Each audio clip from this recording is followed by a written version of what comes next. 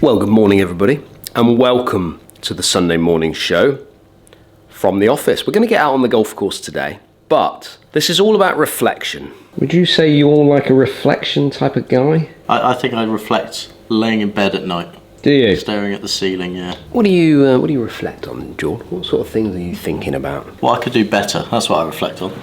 What I can do better. I feel like I spend more time reflecting on bad stuff that happens than good stuff, which is never always good. But that just seems to be the way it is. Yeah, I think, I don't think you're alone there though, George. I think most people go through that. After each round, I certainly reflect on how I could have done a little bit better in a round of golf. And I'm sure many of you that are watching this video today think as well. And also, coffee time. So if you haven't got a coffee or a cup of tea, we're going to get into this video. So go and pause this video now, put the kettle on, and let's have a brew together, shall we? So a number of things that I want to get through this week. I want to talk a little bit about, on the golf course when we get out there, I want to talk a little bit about how I got on in the West Region Championships. Getting out to play is always quite a good thing, and I think it's something that I was looking forward to getting involved with. Also, this week we've been up at the International Series at Fox Hills. What an amazing experience that was, getting to play with a guy called Jason Kokrak, who got to top 20 in the world, played in loads of major championships. He now plays on Live in the team of Smash, which, not gonna lie, I'm not a massive fan of the team names, but Smash is the name of the team. I think that team is Brooks Koepka, Jason, Graham McDowell, I can't think of who the other one is. I'm sure Jordan will know because he's a bit more of a Live follower than I am. Taylor Gooch. Yeah, that's right, Taylor Gooch. Well, the International Series is co-sanctioned with the Asian Tour. It's an opportunity, I suppose, for those guys on Live who are not playing in major championships and getting the opportunity to get world ranking points. They've collaborated, should we say, with the Asian Tour to create the International Series, which allows the players to obviously gain opportunity to get order of merit points, should we say, or world ranking points. But if those that are playing on the Asian Tour do well in the International Series, which is dotted all around the world, I think there's 10 events, then they have an opportunity to progress into the big money scene of the Live Tour. So they get themselves into one of the teams, which I think is fantastic for those guys to get into opportunities to earn more money. A fantastic event. Got a little bit of B-roll for you that I'll pop on this one, but there will be a video coming on that one. Two clubs, Jordan, that I'm going to be taking out onto the golf course with me today. Let's go QI10, that's the LS version. But also, what do you think of these little bad boys? Beautiful, aren't they? They are stunning. Very stunning. I've not had a chance to really review them. I've hit them a couple of times, but they are absolutely stunning. Can you just give me a bit of an insight into what the actual lofts of those are in comparison to what I'm currently using, so I've got a bit of an idea of how they're going to fly out on the golf course? In the 7-iron they're 34 degrees, so that's pretty traditional. Pitching wedge at 46. Okay. Standard, what you'd expect. 4-iron 23. They even do a 2-iron, believe it or not. 18 degrees if you can hit that bad boy. Fully armed with the Wilson Staff Model CBs. Let's get out onto the golf course.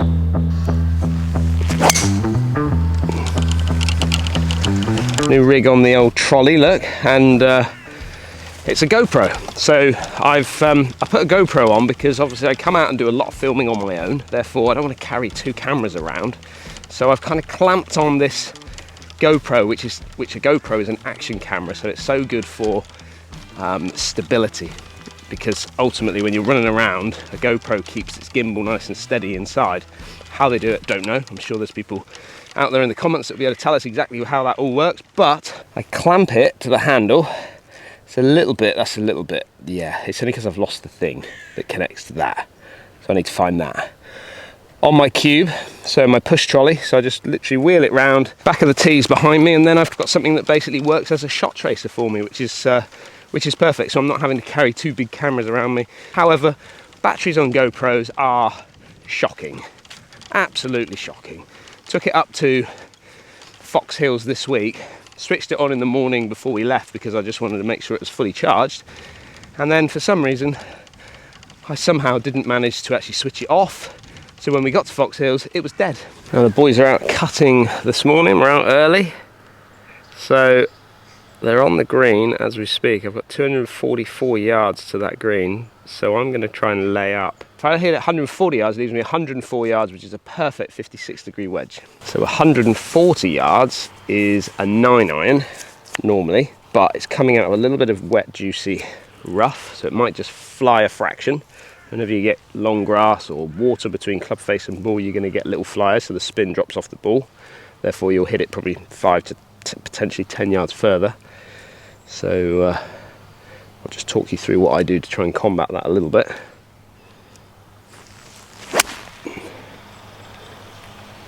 Yeah, that's probably gone about 150, I reckon. It's pretty simple, really, what I do. I just kind of try and feel like I'm chopping across it a little bit. The reason I do that is that I know that if I can get across the ball fractionally, I'm generally going to come through with a bit more of an open club face, therefore add a bit more loft, therefore get a little bit more spin. It also allows me to sort of hit down on it more. Again, the more you hit down on a golf ball, the more spin loft you're going to create, and therefore you're going to generate a little bit more spin. So having that sensation of almost like hitting a little cut shot, chopping down on top of it, is definitely going to help you create just that little bit more spin, chop into the grass just a little bit easier, therefore get it out without too much of a knuckleball.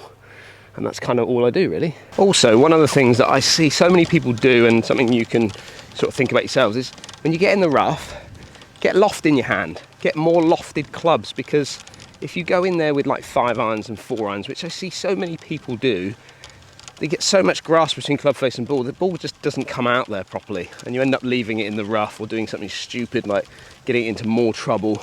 So take your punishment. Your medicine is your lofted clubs. Get them back into position, and then, you know, attack it from there. Remember, don't make a bad decision after a bad shot that's got you into that rough situation. I love this. So as the greenkeepers have come out and cut the greens, they've left the flag out because there'll be somebody else probably coming around to maybe do the edges or even change the holes. Friday afternoon I'm filming this, so you're going to get probably a hole change for the competition tomorrow. So the great thing about this is that I'm able to now not look at where the flag is, because I'll be honest, I can't remember where the flag was. So I'm now just going to aim in the kind of middle of the green, and because I don't want to aim left and then the flag be down the right or something along those lines. So middle of the green, I've actually got 90 yards to the middle. So I'm just going to hit my lob wedge, middle of the green, which I've actually pulled, and that's gone miles, I think. Sit down, sit. Okay, back edge, miss green. Okay, when I was a youngster, we used to go up to Woodall Spa, which is the English Golf Union headquarters. It still is England Golf's headquarters. And we used to go up there with the county. We were so lucky. We got our coaches and they took us up to the facilities at Woodall Spa. And we used to go and play the Hodgkin course, but we also used to go play I think it's called the Bracken course, which is the newer of the two of them, basically. And we go out and we play 18 holes. We play 9 holes with flags in, and then we would do 9 holes on the back 9. We would do flags out, so the coaches would go out, take all the flags out, and then off we go and play. And the idea was that we wanted to see how we scored when you had a flag that was kind of on the green, but then a flag that wasn't on the green. And the objective really was to hit middle of the green. And if you hit middle of the green, then you were never really too far away from the hole, were you? If you think about it, the hole could be, guys are just getting fired up. That's the guys that are coming behind the mowers, because they're going to he's going to roll it. Anyway, so what was interesting is everybody that scored the back 9, I think apart from maybe one person or one player, scored better by going for the middle of the green than they did going at flags. So there's something to take from that, isn't there? When you're certainly from maybe 9-iron outwards, you know, let's just ignore flags. Let's get the yardage maybe, so you can get the yardage right. Ignore the flags, go middle of the green. And to be honest, if you go in the middle of the green, you're never going to be too far away for your putt, are you, really? So good little message out there. Give it a go this weekend if you're out playing, and let me know how you get on.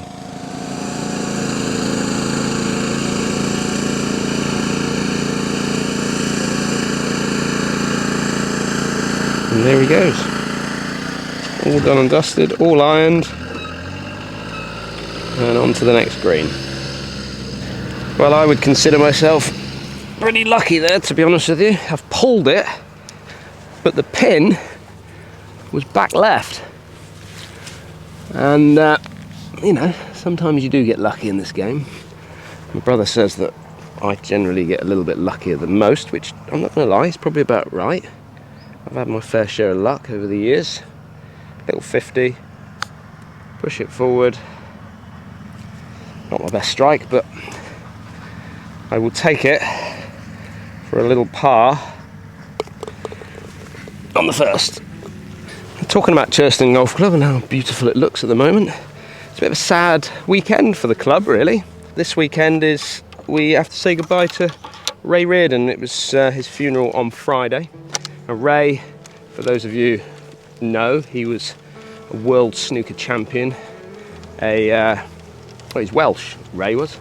He passed away a few weeks ago, and 91 years old, and he was our club president here at Churston.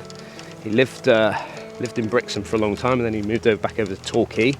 So yeah, we had to say goodbye to him, but I've had some amazing experiences with Ray, as has Lester over the years, as has all the juniors up here at the club. He was absolutely fantastic. We used to have snooker nights with him up, which is now my office. So where my office is Ray Reardon's old snooker room, which is fantastic, and I love it.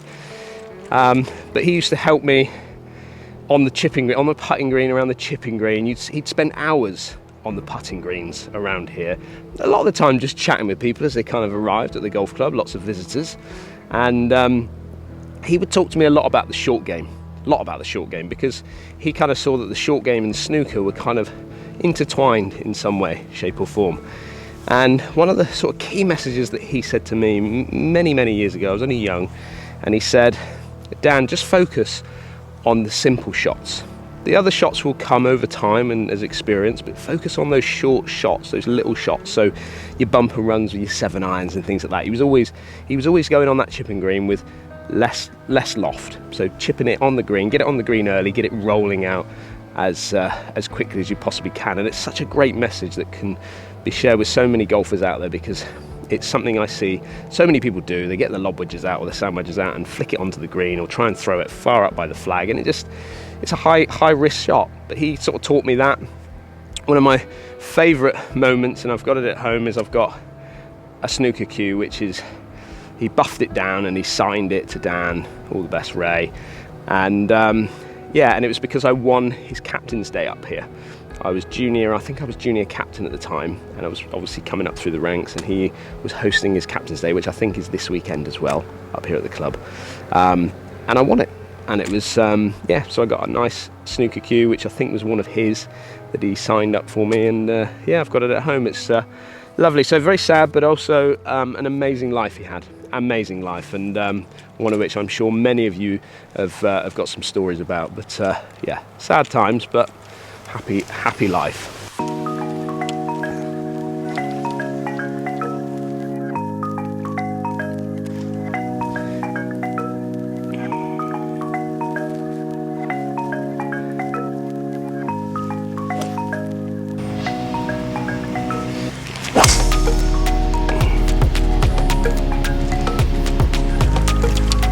So I said it's a time for reflecting on my West Region Championships that I went and played in. I did try and film it. I filmed some shots, which I will pop up some B-roll of it, of me playing out on the GoPro, because I didn't know whether you were allowed to film it or not. So I just sort of like snuck the GoPro on the handle and off I went, and just kind of did it a bit sly, really. But anyway, I really struggled. Wow, I struggled. I shot 4 over for round 1, and I shot 2 over for round 2. And I'm actually, you know, you could look at that and go, well, it's not great. But I've only played in one event this year. And what are we now, August? So I've only played in one event plus now this one. And I struggled with the psychology side of it. I just never felt comfortable over any shot. It's like, imagine your most nervous situation, like first team nerves. I had that for 36 holes on every shot. I think I hit 2 or 3 shots that were really good, which were 7-woods. All of them, interestingly, were 7-woods. And what I mean by that is, when I say really good, I just didn't get the strike that I kind of expect to get when I hit a golf ball. A lot of thins, a lot of toe shots, a lot of heel shots, just literally all over the place. And the problem with that is that then you start guiding it around the golf course, because you don't have a shot shape. You don't really know what you're doing out there. You're in a bit of a fog. Your mind is in a bit of a fog. So I ended up kind of just trying to steer it around the golf course, which then you lose power. So I lost a lot of speed, and I just kind of nudged it round. And to be fair, you know, I got it to 2 under in, well, I was 1 under in round 1 for a little while, and then I got it to 2 under in round 2 for a little while. So I'm actually really proud of where I finished, how I finished. I finished them at mid-table, so around 30th or 33rd, something like that. So I didn't pick up any money, but actually really proud of the fact that I finished kind of mid-table, considering I haven't really played a lot, which gives you kind of hope, doesn't it? You know, if you can work on a few things, it gives you hope to be able to improve on that, and then can you kind of start competing with these guys. And I suppose from a reflection point of view, if I think back to when I kind of went full-time with this gig, I thought to myself, do you know what, this is going to give me time to play. But I would say that probably the reverse has happened. I actually have played less golf in the last 2 or 3 years than I've probably ever played in my life, as in competing, playing in competitions. And I've not been to the gym at all and need to sort that out really. I've not done any practice. So I need to change things. Things need to change. And you talk about, you know, reflecting on sort of situations. I don't want to feel the anxiousness that I felt on the golf course in that event. If I'm going to feel like that, which I haven't felt like that for a long time, if I'm going to feel like that, I'm just not going to enjoy it, are you? You know, if you're going to go up there and get anxious on the first tee and things like that, which is why you see a lot of people sort of not go and play golf, because they get too anxious about playing off the first tee. You get lots of comments about that, certainly from women golfers that get on the first tee and then there's a crowd of people sort of walking around or there, they get a bit anxious about that. And if you think about that all the way around the golf course, it's not an enjoyable experience, is it? So I need to make an effort. I need to start getting things planned better. I need to start focusing on what I want to get out of this situation. I've got another 20 years of my working life left. I would say I'm 42 now, so if I go up to 62 would be a good idea. That'd be nice, wouldn't it? Retire at 62. I'd probably keep coaching though. Yeah, I couldn't just hang it up, could I? No. Anyway, I just want to focus on that for the next certainly the next 10 years. What can I do? What can I play in? What can I strive towards and get me out there competing a little bit more and enjoying it? That's the whole reason we play this game, to enjoy it.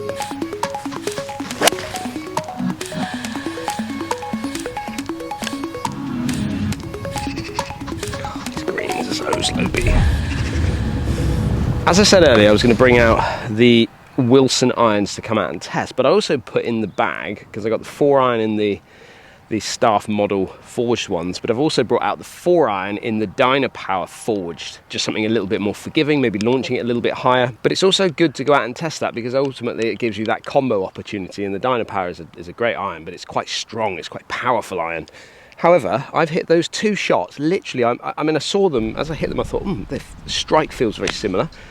Not actually a great deal of difference, if I'm honest. Maybe a hint softer in that Wilson staff model, maybe. But I wasn't really thinking about that at the time. But they're literally within a yard of each other. So just so you know, Dan, the staff model has 23 degrees aloft, and the Dynapower forged 4-iron has 21.5 degrees aloft. So 1.5 degrees, not too much of a difference there, so that's probably why you've hit them similar yardage.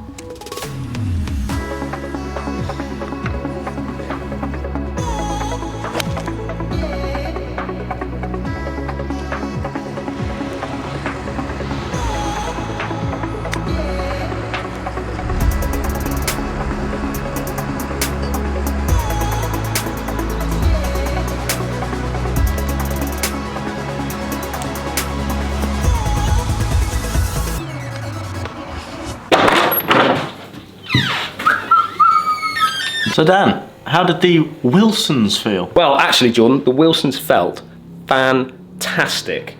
Looks down by the ball, absolutely stunning. Slightly thicker top line than I'm used to maybe, but I really don't dislike that. It gives me a little bit of confidence. Feel-wise off the face, soft, buttery soft, just like a blade really. The only snag I would say is probably the shafts, which are a 115 gram shaft, which is a little bit light and just felt a little bit flexy for me. But they probably will, because you use those Project X rifle things, which are like absolute concrete posts. And you're right, yes, I do use Project X 6.0. That's like my go-to shaft. And the reason why I've always sort of gone to this shaft is because I'm quite a handsy player.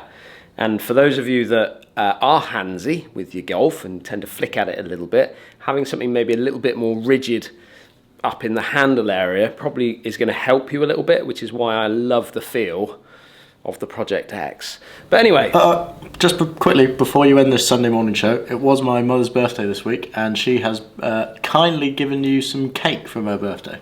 So I'd like to present this to you now. We've got chocolate and coffee, and it's absolutely unbelievable, and you'll definitely see it on your stomach in about an hour's time. Delightful, Jordan. Thank you very much. And happy birthday, Jane. I know Jane loves the Sunday morning show, so happy birthday to you. I hope they've all spoilt you rotten. But that is it for this week's Sunday morning show. Next week, we're going to be at Cowdrey Golf Club. I'm going to bring you the break par series that I did there. 9 holes. Can I break par for 9 holes at the stunning Cowdrey Golf Club? Don't forget, if you're new to the channel, hit that subscribe button, and I will see you again next week on the Sunday morning show. Have a great weekend.